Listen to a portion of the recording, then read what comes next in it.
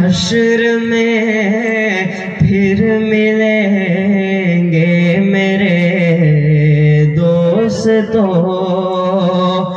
بس یہی ہے پیام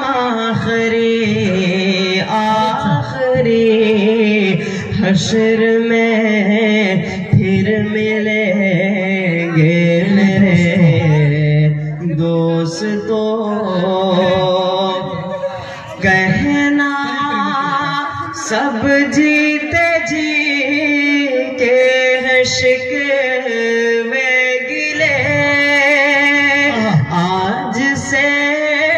ختم دنیا کے سب سلسلے، شمع ڈھلنے کو ہے دم نکلنے کو ہے،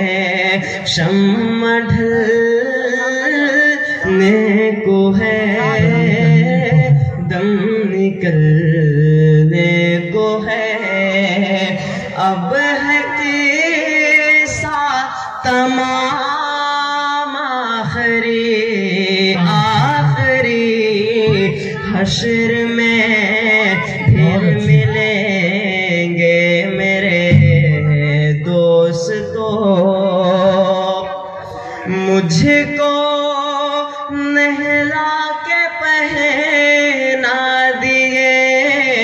ہے کفن، ہو چکے مل کے ماں باپ بھائی بہن، موت بھی دوستو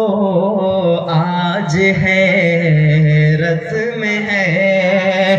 موت بھی دوستو آج حیرت میں ہے، ہو چکا اہتمام آخری